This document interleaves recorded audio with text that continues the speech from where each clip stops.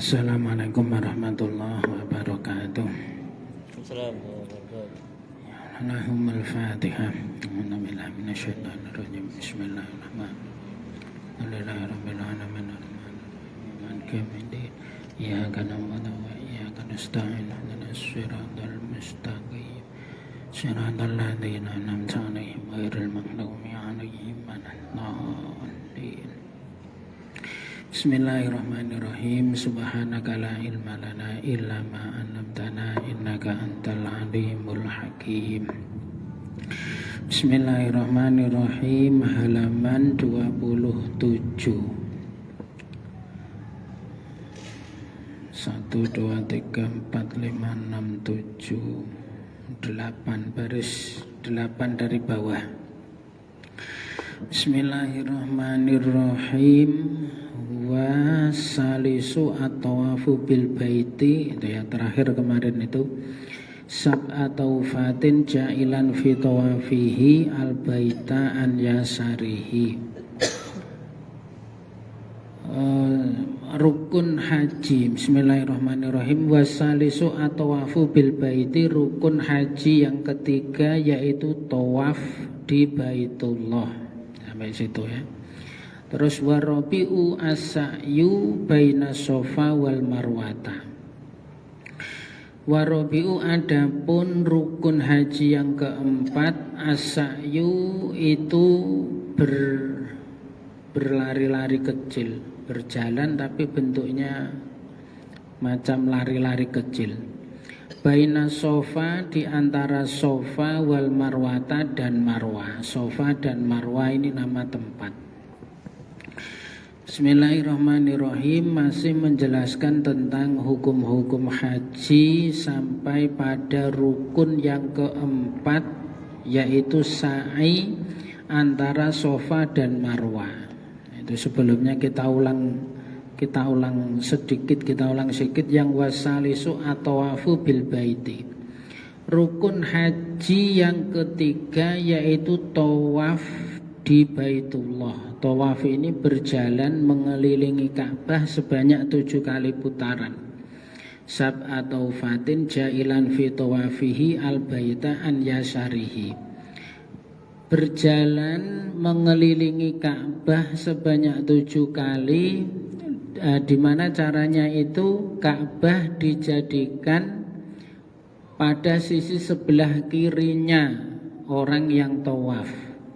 Jadi ini Ka'bah kotak, terus orangnya berdiri di sini, Ka'bah berada di sebelah kirinya terus berjalan. Jadi mutarnya ke sini. Nah, berlawanan dengan arah jarum jam sebanyak 7 kali, memutari Ka'bah sebanyak 7 kali. Sebanyak 7 kali mubtadi'an bil hajaril aswadi, yang mana cara memulainya itu dimulai dari hajar aswad. Hajar aswad ini misalnya berada di pojok Ka'bah sini, nah startnya dari sini, berjalan mutarnya ke sini. Nah, itu.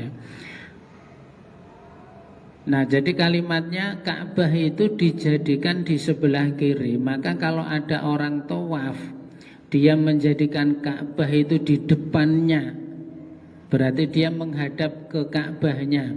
Itu tidak boleh. Atau Ka'bah itu dijadikan di belakang punggungnya.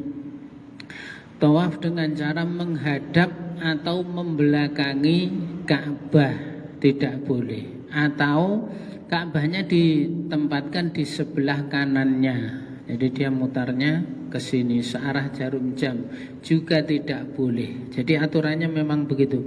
Ka'bah berada di sebelah kirinya terus berjalan. Nah, gitu berjalannya gitu. Tidak boleh menghadap, tidak boleh membelakangi.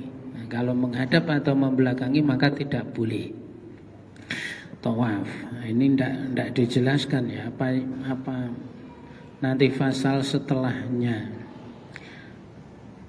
Oh, tidak, fasal setelahnya itu sudah babnya sudah lain. Nah, di dalam tawaf, kalau tawaf ini ada syarat yaitu harus suci. Nah, nanti berbeda dengan rukun yang setelahnya yaitu sa'i. Kalau tawaf ini syaratnya harus suci, suci dari hadas. Jadi misalnya berjalan mengelilingi Ka'bah, tawaf itu terus di tengah-tengah tawaf itu dia kentut, maka tawafnya itu menjadi batal. Kalau batal berarti dia harus ngambil wudhu. Jalan kentut, nah, dia keluar wudhu masuk lagi. Nah cuma enaknya tawaf ini dia tinggal melanjutkan, tidak perlu mengulang dari awal. Mutar, dapat 3 kali putaran, pas masuk ke putaran keempat kentut, dia keluar wudhu masuk lagi, tawaf lagi, melanjutkan pada hitungan yang keempat tadi. Berarti masih kurang 4 kali putaran, karena tadi sudah dapat 3 kali. Nah ini kan berbeda dengan sholat. Sholat isya 4 rakaat, sudah dapat 3 rakaat kentut, dia keluar wudhu masuk lagi ke dalam masjid sholat. Memulai dari pertama, memulai dari rakaat pertama, usolli Allahu Akbar, start dari rakaat pertama. Kalau tawaf tidak, dilanjutkan. Nah, enak ya. Kalau tawaf tinggal dilanjutkan. Nah nanti kalau sa'i malah nggak ada syarat, nggak ada syarat harus suci. Nah masalahnya kemudian adalah pada waktu haji melakukan tawaf ini, orang sedunia itu berkumpul di situ, ya, yang laki yang perempuan itu kumpul. Nah masalahnya kemudian ketika tawaf berdesak-desakan ini, kemudian kadang terjadi persentuhan kulit antara laki-laki dan perempuan. Yang mana itu dalam madhab yang kita ikuti, madhab Syafi'i mengatakan persentuhan kulit laki-laki dan perempuan sengaja atau tidak sengaja, syahwat atau tidak syahwat, itu batal wudunya. Nah, batal wudunya. Kemudian kita diajari untuk berpindah ke madhab lain. Misalnya ikut madhabnya Abu Hanifah yang mengatakan persentuhan kulit antara laki-laki dan perempuan itu tidak membatalkan jika tidak dibarengi dengan syahwat. Nah ini ya. Jadi kalau kita berdesak-desakan nyenggol perempuan, kita tidak ada syahwat, tidak batal. Nah syahwat itu ukurannya apa? Kalau orang laki-laki syahwat itu kemaluannya berdiri. Nah selama kita menyentuh perempuan terus itu tidak terjadi, berarti tidak ada syahwat. Kalau tidak ada syahwat berarti wudunya tidak batal. Nah karena itu pembatalan wudu model madhab Abu Hanifah, wudunya juga harus model madhab Abu Hanifah. Yang membedakan wudunya madhab Abu Hanifah dengan Syafi'i itu pada waktu mengusap sebagian kepala. Kalau madhab Syafi'i sehelai rambut diusap itu sudah sah. Kalau madhab Hanafi Abu Hanifah itu qadrun nasiyah, 1/4 dari kepala atau sekedar seukuran ubun-ubunnya kepala. Jadi kalau madhab Syafi'i begini itu sudah sah. Tetapi kalau madhab Abu Hanifah harus 1/4-nya kepala atau seenggak-enggaknya seukuran ubun-ubun. Nah, ini di sini harus basah, harus diusap. Nah, kalau madhab Syafi'i kan mudah. Nah, begini aja itu sudah sah. Sehelai rambut itu sudah menggugurkan fardhunya wudu. Hanya kalau madhab Syafi'i ini berat di pembatalan wudunya, bersentuhan kulit sengaja enggak sengaja batal. Nah, kalau madhab Hanafi batal kalau disertai syahwat. Nah, itu batal kalau disertai syahwat. Nah, itu kalau tawaf ini harus suci dari hadas. Nah, kemudian pada waktu tawaf itu sunnah membaca doa-doa. Doa apa? Doa apa saja boleh. Nah, kalau yang masyhur ya labbaik Allahumma labbaik itu. Doa apa saja boleh. Nah yang masyhur itu labbaik gitu ya. Nah kalau nanti pas sampai Rukun Yamani namanya. Seingat saya namanya Rukun Yamani. Ya, Rukun Yamani itu pojokan Ka'bah sebelum Hajar Aswad. Jadi di sini Hajar Aswad, di sini Rukun Yamani. Nah, ketika kita tawaf sampai antara Rukun Yamani dengan Hajar Aswad itu sunnah membaca doa yang maksur. Maksur itu diajarkan oleh Nabi Muhammad. Nah, doa yang disunahkan itu membacanya itu Rabbana atina fid dunya hasanah wa fil akhirati hasanah wa qina adzabannar. Itu doa yang dianjurkan ketika kita sampai di pinggiran Ka'bah antara Rukun Yamani dengan Hajar Aswad. Rabbana atina fid dunya hasanah wa fil hasanah wa qina adzabannar. Rabbana adkhilnal Jannata ma'al abror ya aziz ya ghafar, yang biasa dibaca imam-imam masjid di Masjid Al-Azhar setelah sholat itu ya, doa itu. Wa adkhilnal jannata ma'al abror ya aziz ya ghafar. Saya malah enggak hafal doa itu, tapi seingat saya potongannya itu Rabbana atina fid dunya hasanah itu disambung dengan itu tadi wa adkhilnal jannata ma'al abror ya aziz ya ghafar. Itu doa yang dianjurkan ketika tawaf pas sampai sebelum Hajar Aswad, di antara Rukun Yamani dan Hajar Aswad. Nah, kalau doa yang lainnya boleh apa saja. Kalau yang anjurannya yang paling masyhur ya yang labbaik Allahumma labbaik itu ya. Nah, itu tawaf. Terus apa lagi, Pak? Nah, atau kita teringat ceritanya itu. Tabi'in yang bernama Uwais Al-Qarni. Uwais Al-Qarni ini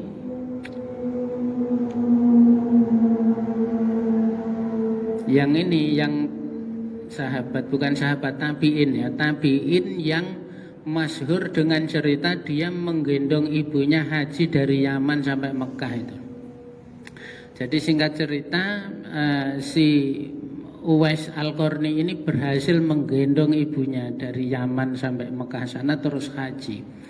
Pada waktu haji tawaf muteri Ka'bah itu doanya Uwais Al-Qarni itu cuma satu, ya Allah ampunilah dosa-dosa ibuku, ya Allah ampunilah dosa-dosa ibuku. Dia sambil gendong ibunya. Ibunya dengar doa anaknya seperti itu, ibunya ngomong, "Lah kamu kok mendoakan aku terus? Kamu kok tidak berdoa untuk dirimu sendiri? Lah kamu sendiri bagaimana?" kata ibunya gitu. Dijawab sama Uwais Al-Qarni itu, kalau ibu didoakan dosanya terampuni, nanti ibu tidak punya dosa, ibu masuk surga. Kalau ibu masuk surga, cukuplah ridho ibu nanti yang akan mengantarkan saya ke surga. Terus seketika itu juga terjadi keajaiban. Jadi Uwais Al-Qarni ini punya penyakit belang. Jadi punya penyakit yang apa ya? Kulitnya itu belang. Jadi kalau dipandang mata gitu ndak sedap, penyakit belang. Penyakit belangnya itu langsung sembuh. Belang-belang yang berwarna putih itu hilang, seketika itu hilang, tinggal satu kecil bulat begitu di tangannya. Di tangannya itu yang menjadi ciri. Jadi Nabi Muhammad itu kan pernah berpesan kepada sahabat Ali dan kepada sahabat Umar, kamu kalau bisa carilah orang yang bernama Uwais Al-Qarni dari Yaman. Kalau nanti kamu ketemu, mintalah doa untuk dimohonkan ampun kepada Allah. Nah, ciri-cirinya itu tangannya ada belangnya kecil bulat, begitu ya.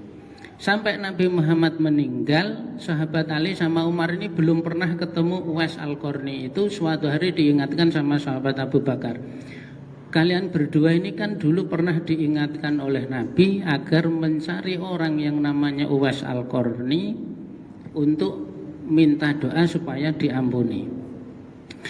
Jadi waktu itu setiap ada rombongan datang ke Madinah itu ditanya sama sahabat Ali sama sahabat Umar, ini rombongan dari mana? dari Irak, ini dari mana? Yang dicari itu rombongan dari Yaman. Ketemu rombongan dari Yaman. Ada enggak di sini yang namanya Uwais? Oh, enggak ada. Tapi di Yaman ada, di Al-Qarni itu kan nama desa. Di Qarni itu ada ya orang namanya Uwais. Ada. Orangnya itu kayak apa? Orangnya itu tukang gembala ternak. Kadang memandikan onta, kadang memandikan kambing. Pokoknya yang masalah hewan-hewan itu dia yang ngurus. Hingga suatu ketika ketemu rombongan dari Yaman dan Uwais Al-Qarni ada di situ. Ketemu bapak-bapak gitu ditanya, dari mana Pak? Dari Yaman, dari Al-Qarni. Wah, berarti ini kampungnya Uwais. Ada enggak Uwais? Ada. Di mana orangnya, Pak? Di sana. Misalnya di sini itu, di sana Pak, di dekat Sungai Manggar, dia lagi memandikan kambing-kambing misalnya gitu. Didatangi sama sahabat Umar sama sahabat Ali. Ketemulah orang lagi ngasih makan hewan-hewan ternak. Ditanya, kamu siapa? Dijawab, aku Abdullah. Iya, aku juga Abdullah, hamba Allah kalau terjemah kita. Kamu siapa? Aku hamba Allah. Iya, hamba Allah, tapi namamu siapa? Gitu. Sahabat Umar sambil ketawa-ketawa. Enggak, aku memang Abdullah. Iya, aku juga Abdullah, tapi punya nama Umar. Terus tangannya itu dijabat, salaman begitu, terus dibalik tangannya, benar ada bercak bulat sisa penyakit belang. Kamulah orang yang dikatakan oleh Nabi disuruh mencari kamu, kita ini disuruh mencari untuk minta doa supaya dimohonkan ampun kepada Allah. Oh ya, mana mungkin saya cuma tukang gembala kambing sampai disuruh mendoakan sahabat-sahabat Nabi, sahabat Ali, sahabat ini, enggak mungkin lah saya yang harus minta doa. Kalau bahasa kita begitu ya, enggak, pokoknya saya harus minta doa. Terus akhirnya didoakan sama sahabat Uwais Al-Qarni itu, dan sahabat Uwais Al-Qarni minta supaya tidak usah dicerita-ceritakan, tidak usah dicerita-ceritakan.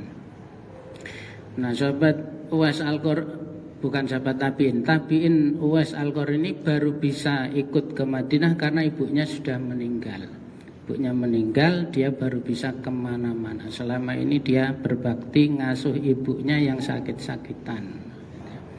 Itu doanya Uwais Al-Qarni pada waktu tawaf itu istighfar, minta ampun, mendoakan ibunya, semoga diampuni dosanya. Jadi doanya apa-apa aja boleh, yang penting berdoa. Nah, itu tawaf. Nah, selanjutnya apa ini?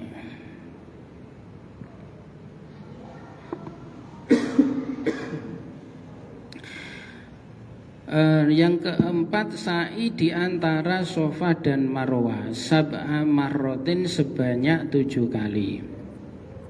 Wa syartuhu, adapun syaratnya sa'i, ayabda'a fi awali marrotin, yaitu seseorang memulai pada permulaan bisofa, pada bukit Sofa. Wayahtama dan mengakhiri bil Marwah, dengan tempat yang nama Marwah, bukit Sofa dan bukit Marwah. Itu kayak lagu kasidah-kasidah itu ya. Siti Hajar berlari-lari ke sana kemari itu ya. Cerita pada waktu ibunda Nabi Ismail mencari air. Dia berlari-lari di antara bukit Sofa dan bukit Marwah, kemudian terjadilah keajaiban, muncullah air Zam-Zam. Nah, di sini ya kejadiannya, sejarahnya. Kemudian wa yusabu dihabuhu minas Sofa ilal Marwah marrotan. Perjalanannya dari Sofa ke Marwah itu dihitung 1 kali. Wa auduhu ilaihi, dan kembalinya ke ya dari Sofa ke Marwah tadi marrotan ukhra, pada putaran yang lain, pada perkalian yang lain. Apa bahasanya ini, Pak?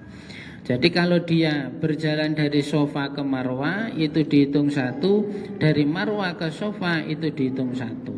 Sofa Marwah sebanyak 7 kali. Cara menghitungnya Berjalan dari Sofa ke Marwah itu dihitung 1, dari Marwah ke Sofa itu dihitung 1. Nah, cara menghitungnya. Nah, sebanyak 7 kali. Ini katanya jarak antara Sofa dengan Marwah ini sekitar 400 meter. 300 sampai 400 meter. Kalau dikali 7 kali berarti sekitar jumlahnya sekitar 2 kilo, 2 kiloan setengah. Nah, maka dari itu terus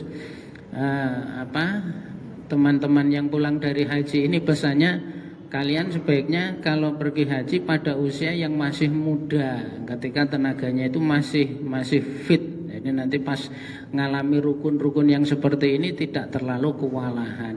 Nah, katanya ini kalau pas sebelum sa'i Sofa Marwah ini diajari senam dulu untuk melemaskan otot-otot kaki supaya tidak kaget nanti diajak berjalan dengan cara yang agak berlari-lari kecil antara Sofa dan Marwah.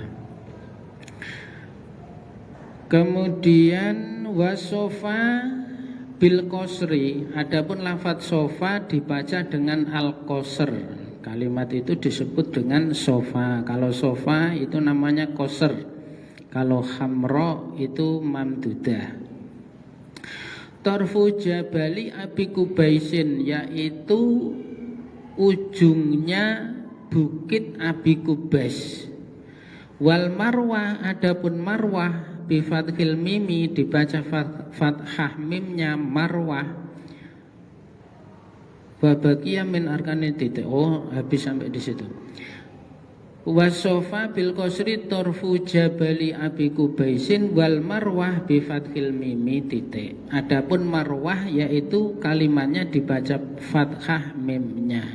Ini jadi perjalanan sa'i antara Sofa dan Marwah. Sofa itu apa ya bahasa kita itu kaki bukit, apa kaki bukit ya, ujungnya Gunung Abi Kubais. Kaki bukit apa ya bahasanya itu. Jadi ada bukit terus di bawahnya begitu. Kalau misalnya di sini ya di Bukit Samak gitu misalnya Lalang begitu ya, mungkin Lalang gitu kan. Tapi sekarang katanya tempat itu sudah rata dengan keramik.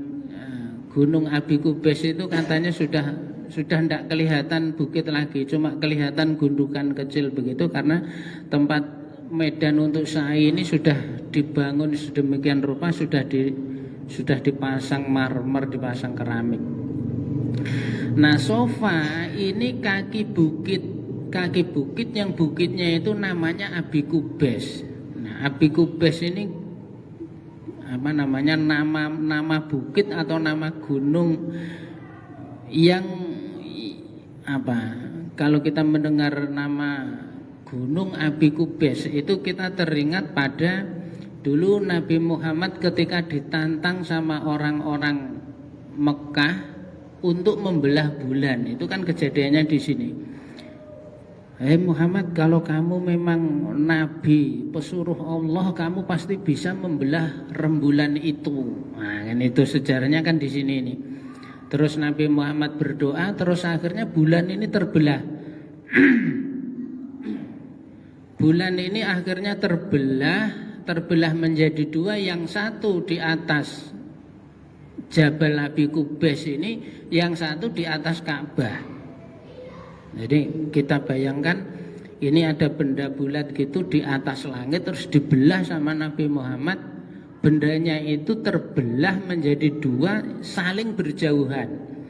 Nah, jarak antara Jabal Abi Kubais dengan Ka'bah itu sekitar 2 atau 3 kilo. Ya, kayak dari masjid ini sampai ke rumah saya di gunung situ.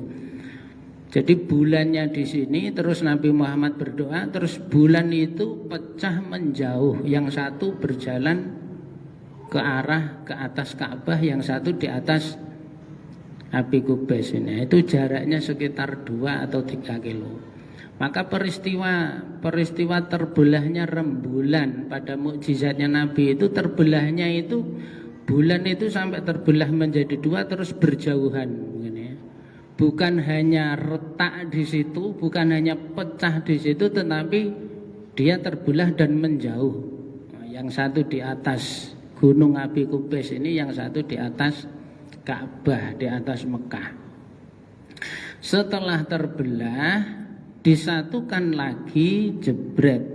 Nah, maka sekarang kalau kita melihat rembulan itu, dia kayak ada bekas-bekas hitam, gambar hitam di tengah-tengah rembulan itu adalah bukti mukjizat dulu pernah dibelah sama Nabi Muhammad. Nah, kalau kata orang Jawa, saya tanya kepada kakek, "Kek, hitam-hitam di tengah bulan itu apa, Kek?" Itu Nini Towo mangku kucing. Nini Towo itu orang, nama orang namanya itu Nini Towo. Mangku kucing itu menggendong kucing. Lah ada orang gendong kucing di atas rembulan itu ngapain? Kok ndak ngaleh-ngaleh dari dulu sampai sekarang kok ada di situ. Kalau kata orang Jawa itu Nini Towo mangku kucing. Nah, kalau secara ilmu ajaran agama Islam itu adalah bukti dulu pernah dibelah oleh Nabi Muhammad. Enggak hanya retak, enggak hanya pecah, tetapi bulannya itu menjauh. Setelah menjauh menjadi satu, apa kata orang-orang yang tadi nantang itu? Oh, Muhammad ini tukang sihir, enggak beriman juga. Nah, dasar orang-orang enggak mau beriman. Sudah dibuktikan mukjizatnya, ujung-ujungnya enggak percaya juga. Nah, itu peristiwanya di ini, Jabal Abi Kubais. Sa'i dari Safa ke Marwah. Mana tadi?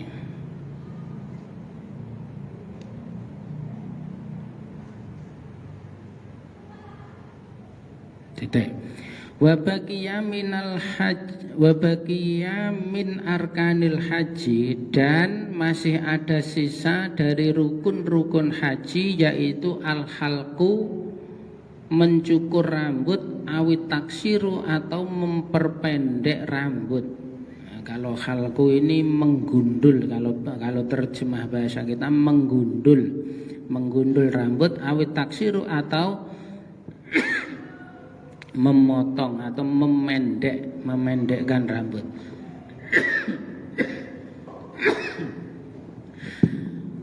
Masih ada rukun haji yang lain, yaitu memotong rambut, menggunduli atau memotong. In ja'alna, apabila kita menjadikan kulan minhuma, pada masing-masing dari mencukur dan memendek rambut tadi, nusukan pada ibadah. Wa huwa al-masyhuru, dan ini adalah menurut qaul al-masyhur.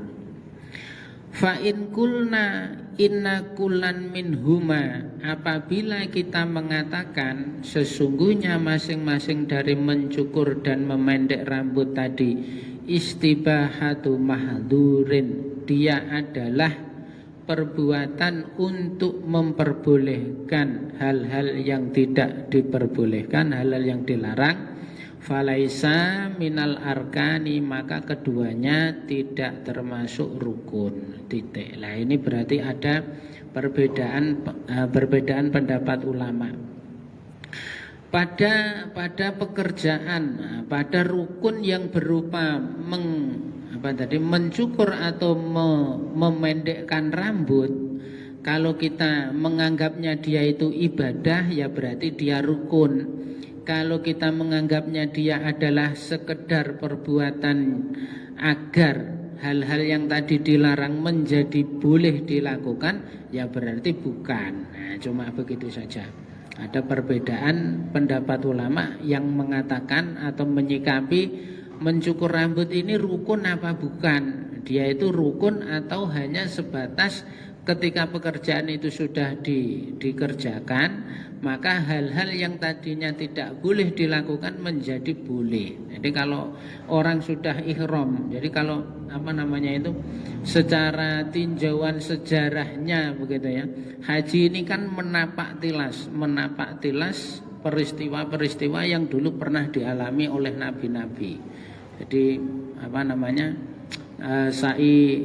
sa'i antara Safa dan Marwah tadi adalah mengenang, bahasa kita menapak tilas Siti Hajar yang mencari air untuk Nabi Ismail, terus melempar jumroh itu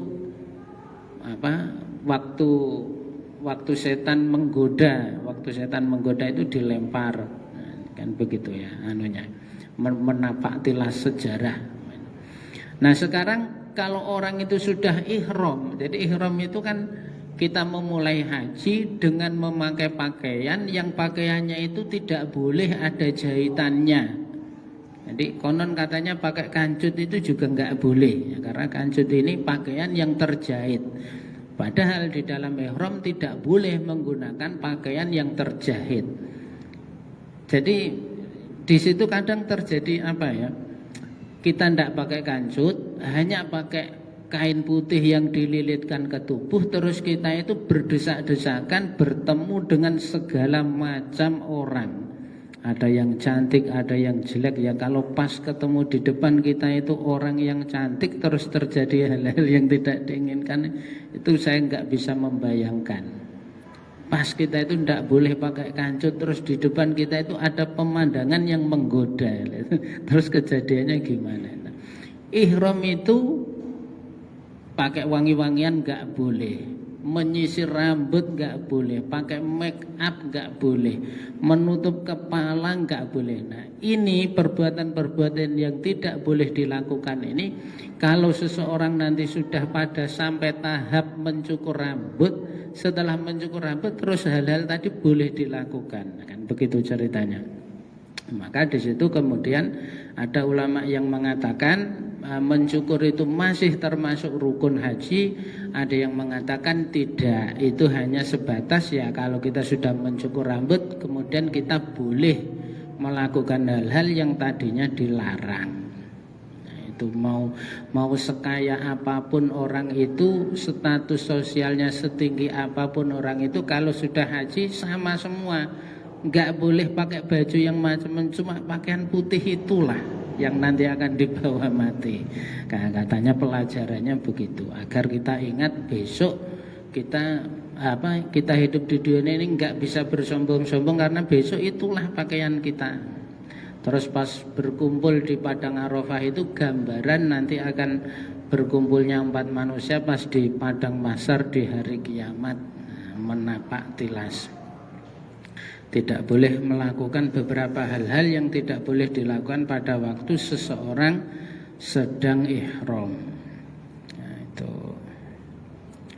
Wa yajibu taqdimul ihrami, dan wajib mendahulukan ihram ala kullil arkani asabiqati, mengakhirkan pada rukun-rukun yang telah disebutkan. Ya harus ihram dulu, baru tawaf, baru sa'i, baru mencukur rambut. Nah, harus tartib seperti wudu dan seperti ibadah-ibadah yang lain. Nah, satu lagi, wa arkanul umroti salah satun. Adapun rukun-rukunnya umroh ini ada 3, kama fi ba'di nusahi, sebagaimana keterangan di sebagian redaksi. Wa fi ba'diha arba'atu asya'a, dan pada sebagian redaksi yang lain disebutkan ada 4. Haji dan umroh ini rukunnya sama, yaitu al-ihramu wa tawafu wa sa'yu wal halqu awit taksiru, yaitu melakukan ihram, tawaf, sa'i, dan mencukur rambut atau memendekkan rambut. Fi ahadil qaulaini, pada salah satunya 2 pendapat. Jadi ada yang mengatakan 3, ada yang mengatakan 4. Kalau yang mengatakan 4 ya berarti halku dan taksir itu dihitung rukun. Haji dan umroh rukunnya sama. Wa huwa ar-rajihu kama sabaqo, yang mana ini adalah pendapat yang rojeh sebagaimana keterangan yang telah lewat, qoriban pada masa yang dekat. Wa illa fala yakunu min arkanil umroti, kalau tidak ya maka tidak termasuk rukun-rukunnya umroh. Ya, kalau sekilas Yang paling kelihatan adalah perbedaan haji dan umroh. Kalau haji ini waktunya tertentu, kalau umroh bisa sepanjang tahun. Kalau haji ini ada wukuf di Arafah, kalau umroh tidak ada. Itu perbedaan singkatnya seperti itu. Ihram, tawaf, sa'i ini sama semua. Nah kalau sa'i tadi ya tidak ada syarat harus suci dari hadas. Sa'i berjalan terus sambil terkentut-kentut gitu boleh, tidak batal. Dan dia tidak ada syarat menutup aurat sa'i itu. Berarti sa'i boleh sambil telanjang Pak? Ya boleh, secara hukum sah dan tidaknya boleh ya. Nah, tapi yang enggak mungkin orang sa'i melakukan, nah itu tidak pakai busana bugil telanjang sa'i ya, nanti dilempar batu orang, ini orang gila dari mana. Hanya secara, kalau kita berbicara secara hukumnya ya, ketika kita sa'i auratnya terbuka tidak batal, kalau tawaf batal gitu ya. Harus suci dari hadas, kalau sa'i tidak. Nah secara ilmu logikanya memang masuk ya, karena ini kan sambil lari-lari kecil. Lari-lari kecil itu ada potensi kita terkentut-kentut. Nah, kita terkentut-kentut terus ini tidak batal. Nah, itu pas sebenarnya, itu pas. Jadi di situ sa'i tidak ada syarat harus suci. Kalau tawaf harus suci. Wallahu a'lam. Maulaya sholli wa sallim daiman abada ala habibika khairi khalqi kullihim. Maulaya sholli wa sallim daiman abada la habibika khairi khalqi kullihim. Maula sholli wa sallim daiman abada ala habibika khairi khalqi kullihim.